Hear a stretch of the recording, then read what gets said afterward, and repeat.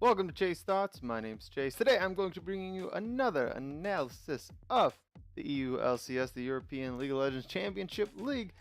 This time we're going to be talking about Schalke No Fear versus Team Vitality in the playoff semifinals. Now, going into this match, I was super excited about this game.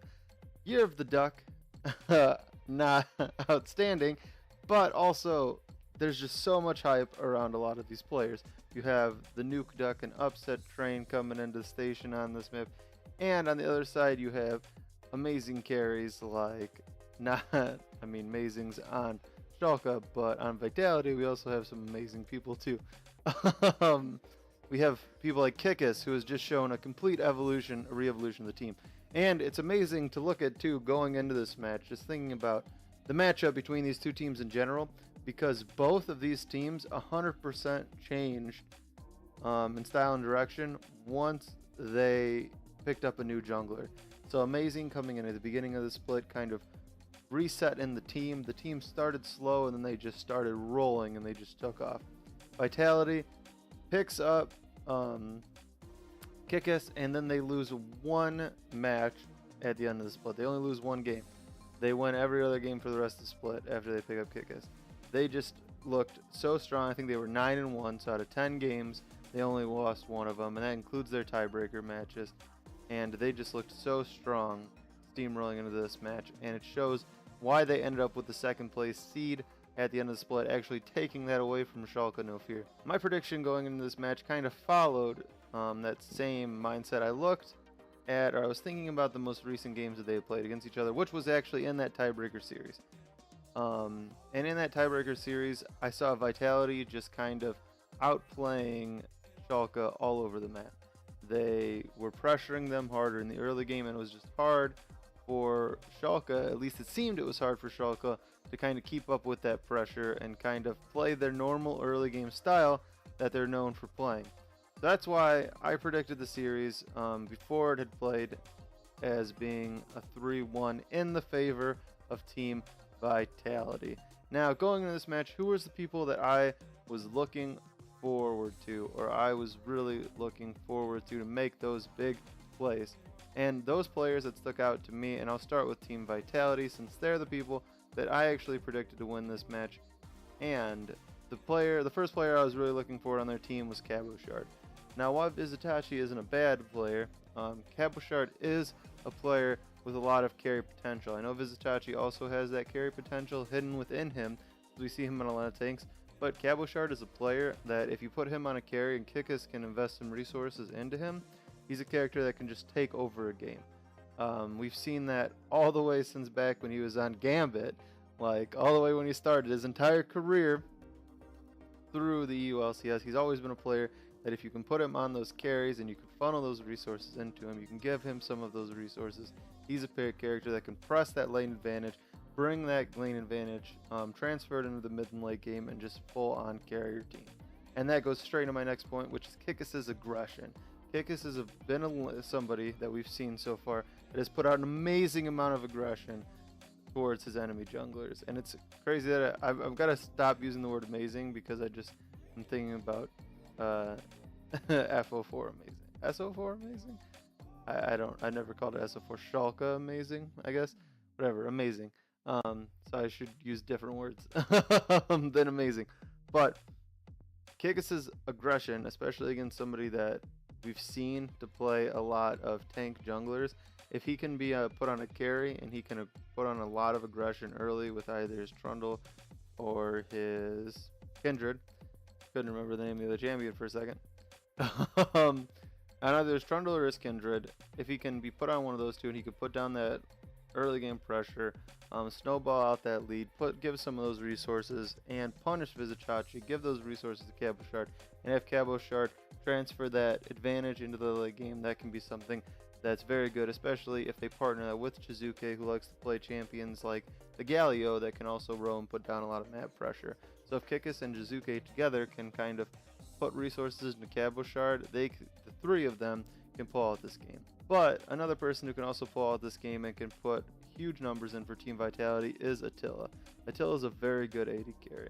He's somebody that can control his lane, that we've seen on his Draven games, like his Draven game against Hansama. He controlled that lane, and he transferred that advantage, and he carried the game.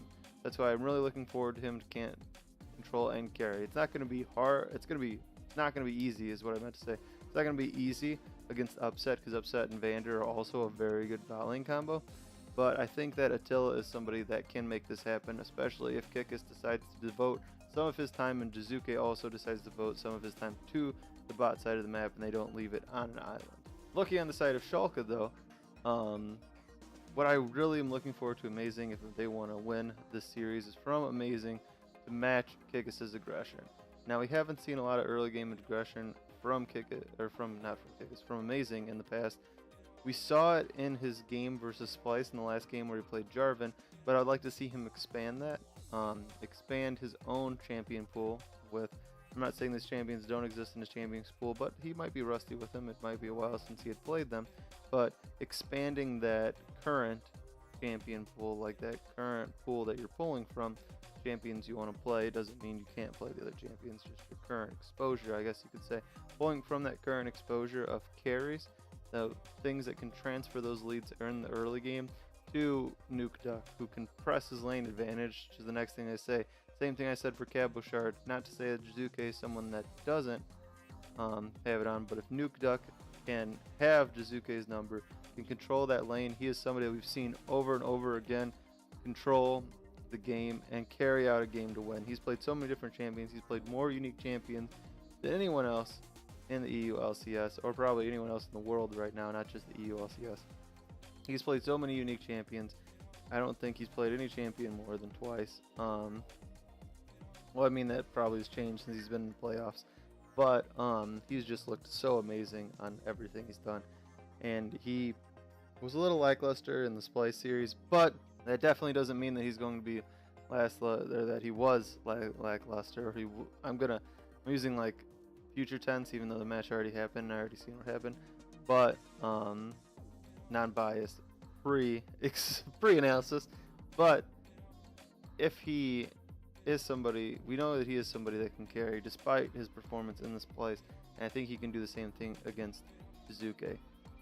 For Upset played a lot of Kai'Sa. He looked very, very good on his Kai'Sa against Splice, and all three games that they won against Splice out of that 5-game series were games that he won while playing Kai'Sa.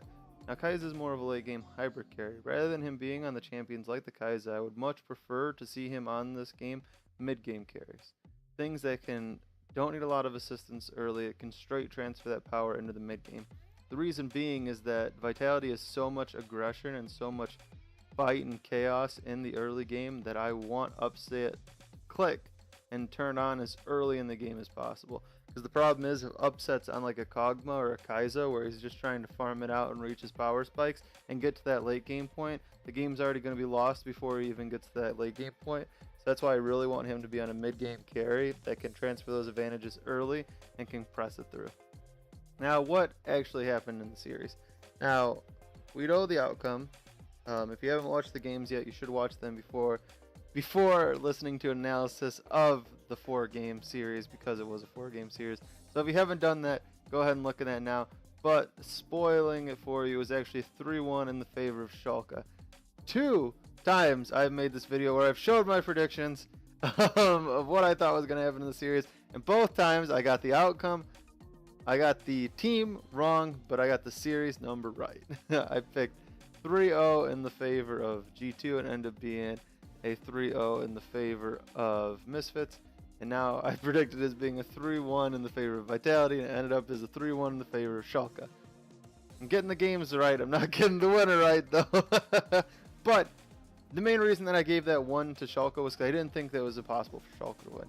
You see, I saw those clear lines, and those clear lines that I just gave that we were just looking at, I thought those were totally doable things from Schalke. I wouldn't have listed those as possible win conditions for Schalke if I didn't think those were things that Schalke players could do. And I thought they could at least pull one win away from Schalke. And I never in any world would have thought this would have been a 3-0 series. I never would think that Vitality would smash Schalke or Schalke would smash Vitality. I always knew that it was going to, at the very minimum, be a 4-game series to it, and it's just because all these players, each member on both of these 5 teams rosters, have the potential to show up and totally change the outcome of a game towards one team or the other. And they really showed that in the third game, where they just bounced back after losing 2 matches in a row. They bounced back and they pulled up a win just to almost win the fourth game, and had the fourth game end up being very, very close. So now let's go ahead and take a look at the drafts for each of these teams and kind of get what I think about what was coming out of these teams. And what I really saw from these two teams was, which disappointed me, was I saw a very lack of ability to adapt out of Team Vitality. Team Vitality was drafting the same things over and over again, which was kind of disappointing to me because Yamato Cannon is such a good coach.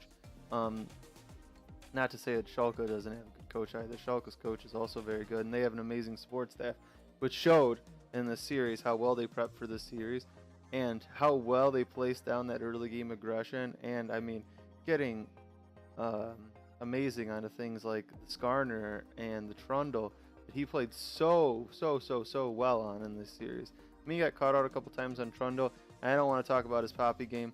I will talk about his Poppy game because I'm going to have a little bit of a rant on Poppy in this series. But he looked amazing on Skarner. He looked really good in the early game on Trundle. He pressed that early game advantage for his lane against the Jarvan and helped get his Poppy on Vizitachi ahead. On Vitality's side, though, like I was saying, they just showed a very unwillingness to adapt. If we look at their draft structure, for the first 2 games, they ran nearly the same team comp, and I had this exact same criticism for G2, where G2 wasn't able to adapt, which I thought was very strange for a team that has so much experience in 5v5. Same with Team Vitality. They're a team that has so much experience, and they have so much experience coming out of the players and coming out of their coach, who's been in multiple playoff experiences with Splice. I don't know if Splice has ever won a title, I don't remember, but so he could even have a title under his belt.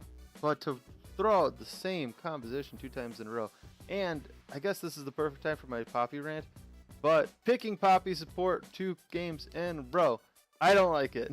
I don't know why they did it. I get that you don't want Poppy in the hands of Vizitachi, and I don't like that amazing pick Poppy in the jungle. I don't like that either. He didn't perform well on it, and it showed that. I think there's too much Poppy priority this game. I get that Vizitachi is amazing on Poppy, and there's Poppy Chachi, and people are like, oh, he should have a skin for Poppy because he's that good on the champion. I get that. He's good. If you don't want him to have it, don't support Poppy 2 games in a row and then ban 2 supports and make Vander play his Shen, which he's very good on. He's always been good on the Shen since support Shen became a thing. Vander's been good and shown consistent good play on support Shen. So you're banning out 2 meta supports to put Vander on a different support that he's already good at, and a support that he can use to help control the game. As you try and make early game plays and early game aggression, now their support can match that early game possession, or early game aggression, not possession, aggression, but with his ultimate, giving them a shield and popping in, and now you have a taunt going in there, moving away and kind of disrupting. You could be a 2v1 to a 2v2, or even a 2v2 into a 3v2 in just an instant, just because of that Shen ultimate that you're giving them, and you're forcing him onto that. Because the 2 games that you left Alistar up, he picked Alistar. He traded Alistar Braum. So he had a clear preference towards the Alistar, but you forced him onto the Shen, which I feel was almost a better pick against your team than the Alistar. He looked better, in my opinion, in his 2 Shen games than he did in his 2 Alistar games. He looked really good on the Shen. I mean, he could have played Shen all 4 games, and they would probably, if he would have played Shen 3 games in a row, they might have just won 3 games. And if Amazing would have never picked Poppy, and Upset would have never picked Kalista. But that's neither here nor there. But in the first 2 games, and they're like, all right, you know what? Our bot lane and our jungle wasn't the problem. Let's run it back, and let's pick a new support. Or let's pick a new mid laner. Let's put our mid laner on Talia, and let's put our top laner on Ornn. And let's relegate our Cabo Shard having 2 games on our tanks. I don't think that was a good idea. I don't think it was a good idea to run back the same team comp. Basically, I mean, 3 out of your 5 players, 60% of your team is the same at that point. So you're saying that I know that you've already had answers to 60% of our team, and you can see that they drafted the same answers. They first picked Shen. You responded by next picking, which was your first picks, Poppy and Varus. To which they responded by picking Skarner, a great pick champion, which can very much punish, an immobile AD carry like the Varus, and Ezreal, which is a very good mid-game carry. It doesn't, I mean, I've already talked about it being a wet noodle in the late game, but these games, if Schalke was going to show up and play for the mid-game and match the early game aggression, these weren't going to be late game matches anyway. So we picked the mid-game carries, and he performed amazing on this. And then they forced the adaptation by banning out the Cassiopeia. To which Schalke responded by, Schalke first, I'm mixing up who was blue side and red side. Schalke forced an adaptation in game 2 by banning out the Galio, and then Vitality forced an adaptation by banning out the Cassiopeia. So they both forced adaptations into each other, but Schalke was running back basically the same team. The only difference being now we have an AD mid laner and we have a carry top laner, so we made our team, which is Rumble, and we made our team fight presence a little bit better because Rumble's team fight's so good and he can swing a team fight all by himself, so they made team fight presence a little bit better, and Vitality made their team fight presence worse because now they're missing the Clyde ultimate that can help their entire team actually catch up the enemy team, because otherwise it's just like a Trundle running at you menacingly and hoping that he can either flash pillar you or pillar you before he gets away. And they made it worse by getting an Ornn and Italia, which their team is like full counter engaged. They needed Schalke to engage on them to have their Poppy and their Ornn be viable in that game, and their Trundle really be viable, because like Trundle Pillar was their Engager Ornn ultimate. An Ornn ultimate is pretty easy to dodge. It's not the hardest thing to dodge in the world is an Ornn ultimate, like you can see it coming. So it's like, what is Trundle Pillar, or is a Varus ultimate? Like, do you want Varus to engage with his ultimate, or Poppy to flash unlock somebody into a wall, and that's how you're gonna engage? It's not very reliable engage, especially with flash on like what, a 5-minute cooldown. So you're saying that your engage is gonna happen every 5 minutes on your on your support and your jungler are going to be able to gauge every 5 minutes, or you're going to hope Ornn's ultimate doesn't miss. I don't like their comp from game 2.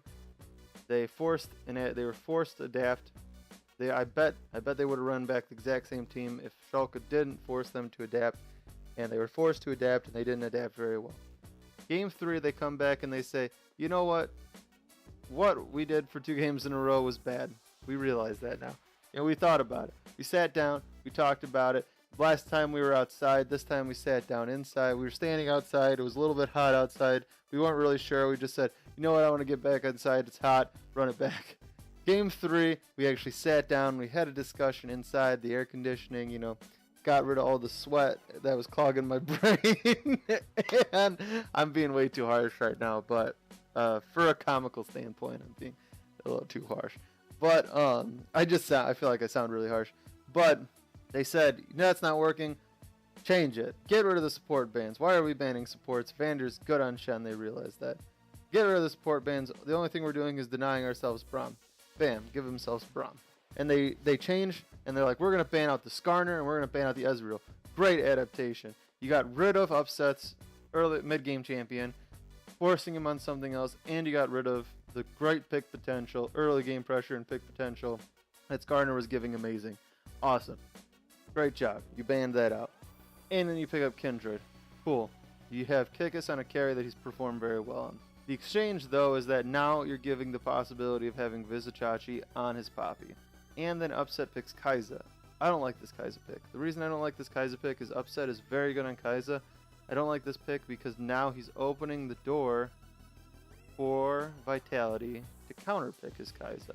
Not only is it a late game scaling champion, so Schalke has to kind of stall the game for him to hit his power spikes, but he's also opening up the door for Vitality to counterpick 80 carries, which people don't talk about very much, but it's a totally viable thing to do.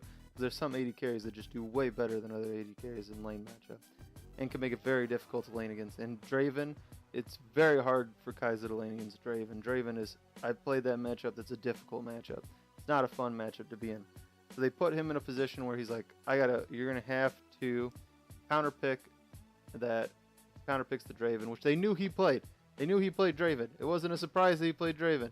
He played it in his match. He played it against Cody-san. Cody-san was known for his Draven. He picked Draven into him. So you knew he was confident in his Draven. You knew he would pick it. He picked the Draven. The adaptation to seeing this lineup is like, you know what? Poppy is now our jungler. We're going to flex that into the jungle.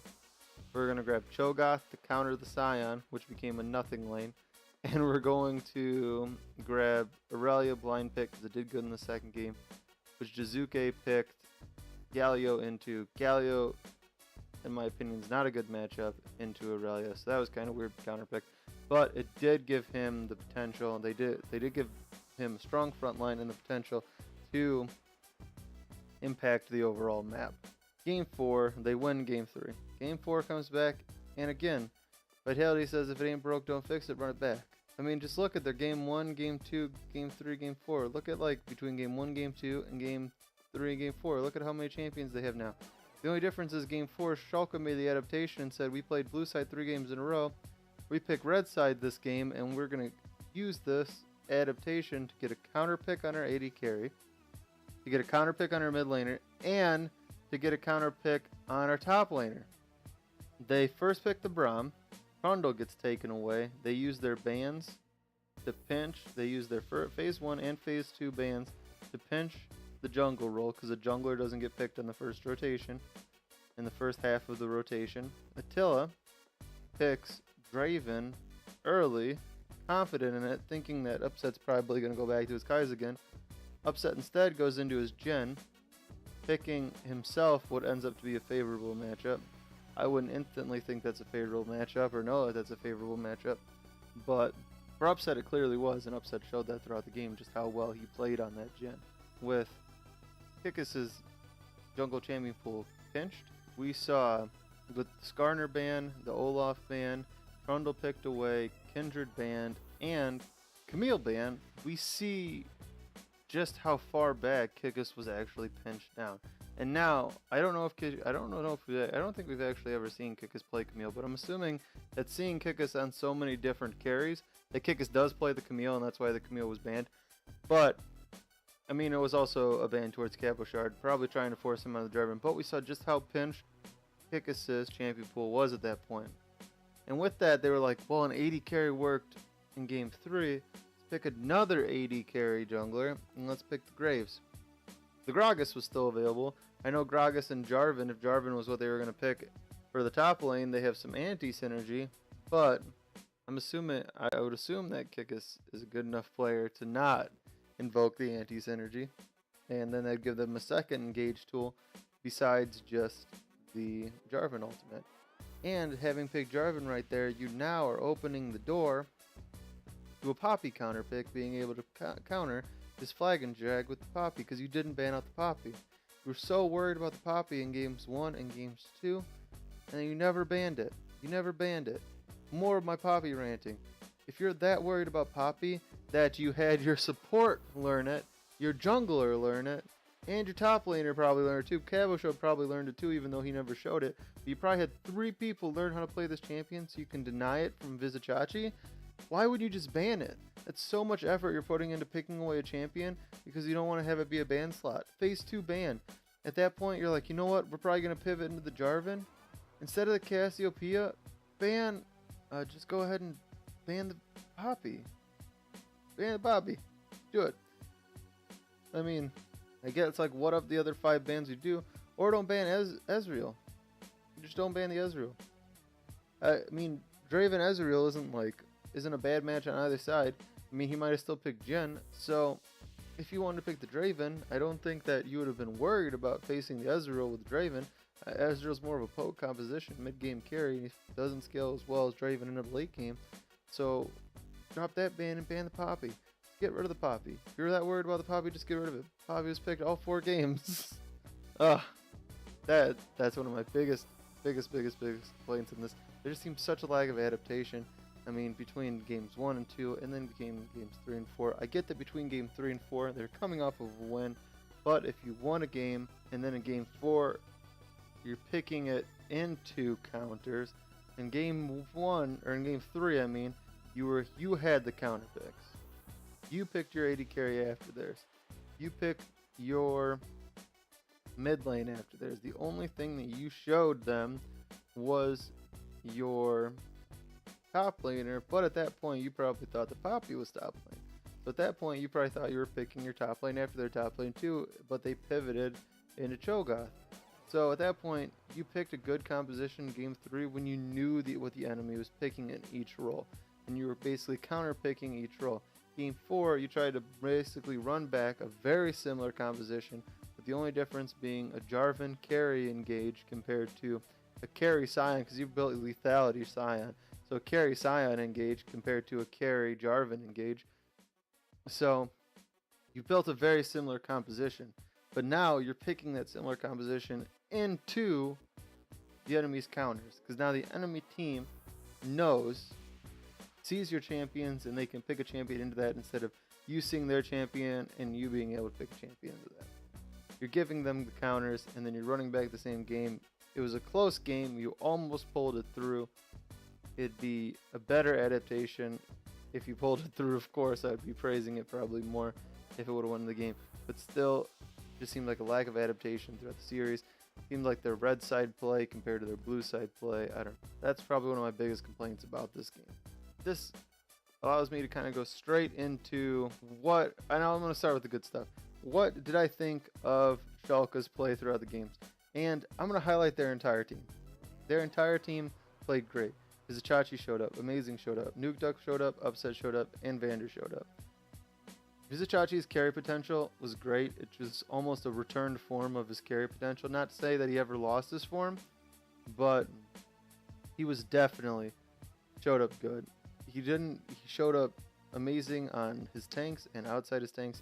I know he was focused down in lane a little bit by Kikis and Cabochard. He got ganked a lot, but then Amazing showing down pressure with him, especially in the game where Amazing played Trundle. He put a lot of pressure on the top game, gave Vizicachi on his Poppy some early game kills, and really helped translate those leads with the combo gank of Vizicachi being able to stun and then Trundle pillaring to lock down those kills. So Vizicachi showed great carry potential. Amazing showed fantastic early game pressure. I knew, especially going all the way back to when Amazing was on TSM, the amount of pressure that he could put down the early game around mid lane and just around the map in general. I knew he could do it. It's just a return to form of him being able to show that same performance again, and he, above and beyond, showed that same performance again. He looked great in that game. He looked fantastic, amazing, completely my MVP for the series. I know last time when I said that my MVP of the series, I said at the very end of this game, at the very end of the episode, I mean, but right now, Amazing, hands down my MVP of the series. It was a total return to form for Amazing, and Amazing just looked great.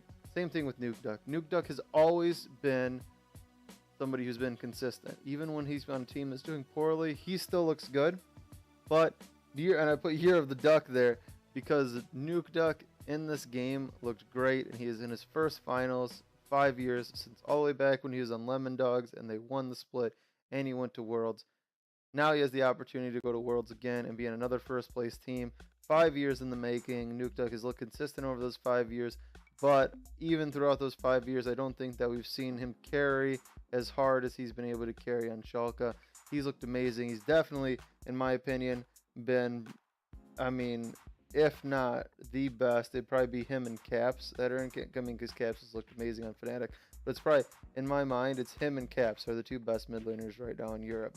I know that a lot of people praise Perks, and Perks does really well too, but Nukeduck has just looked so great. He showed how wide his champion pool is, and I really think that saving a counter pick for him or Vizicachi or even Upset is an amazing way for this team to play moving forward, just because Nukeduck has so many answers.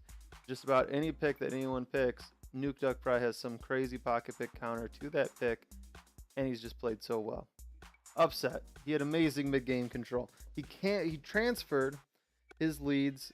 There was no bot side pressure in this game on either team, so he was able to sustain his early game, transfer that sustained into a mid-game advantage with his team, show up huge in fights. His Ezreal play was on another level. He was on another level with Ezreal. He looked so good on Ezreal in this game. I mean, by far amazing on Ezreal. He looked so good in those 2 Ezreal matches that he played. And honestly, if Schalke can show up the same way they've showed up in these games, I would be worried for any team they play in the finals just because of how amazing they looked going into this match and these matchups. They look so good in these matches. The one game that they lost, they looked pretty poorly in the game that they lost. But even in the game that they were close in Game 4, they still looked really good in that game. And Vander's map pressure that he put down on Alistar and that he put down on Shen, especially Shen, was just great. Vander was almost, in my opinion, like an unsung hero. It looked like he was, like sometimes even in the game. I didn't really think that he was doing that much, but he was. He was actually looking really great. He was definitely playing his game. And, I mean, just total for the team. I've talked about it a bunch, but just they just totally matched and exceeded the early game pressure and control that Vitality puts out. They matched it, and then they times it by 2 because they were just showing up all across the map. They were putting down those early game advantages, getting those kills in the early game, taking those fights, taking those trades. If Vitality picked up a kill, Schalke was picking up a kill. They were not letting Schalke was not letting Vitality do anything for free, and Schalke was stopping them at objectives, fighting them for objective controls. They were playing that chaos style, and they were doing it perfect. So Schalke definitely showed up big in this match. As far as on the side of Vitality, I feel like the major questions or the major problems that I had from the team was the lack of pressure coming out of Kikis. Kikis really didn't show the same early game pressure and early game control that he did in the rest of the season. That he did against Vitality. He definitely didn't. Rather than where I said that Amazing would have to match Kikis' pressure, it was really up to Kikis to match Amazing's, and he really didn't do that. He really had a lack of overall pressure in the game. Jizuke, I really have some big champion pool questions about him. In 3 of his games, in 3 of the 4 games that they played, he played Galio, and in the other one he played Talia. Those are 2 champions that he's known for, that he's known to play. But when he lost 2 games in a row on Galio, he lost the game on Galio, then he lost the game on Talia. In game 3, he went back to Galio, and then he played Galio again. So, I really don't like that. I really like that. I really don't like that lack of adaptation on Jizuke's part. And I don't know if that's a champion pool issue for him. I don't really know the depth of him as a mid laner. I know he's a very good mid laner, but his depth was definitely a big question for me, especially when you compare him to someone like Nuke Duck that has a huge champion pool. Jizuke's champion pool just felt like it was missing. It felt like it could definitely use some improvement, and especially for the current state of the meta, it definitely seemed like it was a little bit behind. In Jack Troll, 2 games on Poppy, huge problem for me. Again, I just think that if they were that worried about the Poppy, they're going to put 2 games on Poppy on their support, and they also have Kikis and Cabochard that can probably play it as well. Kikis for sure can play, and Cabochard can probably play it as well. I just think that if they're going to put that much pressure on Poppy from denying it from Vizicachi, they could just ban it. It should just be a ban. If you're going to change your team comps that much just because you don't want this one person to have Poppy, just ban it. Just do it. Just ban it. Stop worrying about it. And put Jack Troll looked like Jack Troll's Braum compared to his Poppy. Like, just keep him on the Braum. Like, if they didn't ban Braum and they just had him play 4 games on Braum, it could have been a totally different series. You don't know. And it would have been even less adaptation from Vitality, since they were definitely lacking the Vitality, because after they played 2 games on Poppy, they said, you know what? Forget it. Just let Schalke have the Poppy. They don't care. They're just banning it. Just ban it. You don't want them to have it, ban it. Nobody plays it then. Nobody plays it. It's gone forever. Who cares? But yeah, those are the, I guess, biggest mistakes and problems that I could see out of the side of Vitality. Overall, there was actually an interview with Amazing where he said that he felt like he had Vitality's number. Like he felt like he knew he could read Kikis' style, he could read Vitality's style, and that they were easy to read, and that he knew exactly how to play against them. And really, they showed that. And definitely, I got to give a huge shout out to Schalke's support structure and with their coach and everyone else they have behind the scenes, because their support structure definitely showed up huge in this game. They definitely showed up huge for their ability to adapt and show up in these games. I mean, they played while in their games for some of the champions they played, there were some similarities in the games, but they definitely showed a different style. And really, within a week, compared to how they played, they went into Splice's game and they played Splice's style. They went into Vitality's game, they played Vitality's style. They're going in these games, and in just a week's time, they're learning and matching these teams' styles. And it's just amazing for how quickly they're adapting and they're able to play with such range in such a short amount of time. And it's just amazing what that support structure is doing. But that's going to be it for this episode. Thanks for watching. Remember, rate the video, comment the video, and subscribe if you never want to miss another episode of Chase Thoughts. And until next time, this is Chase, signing off.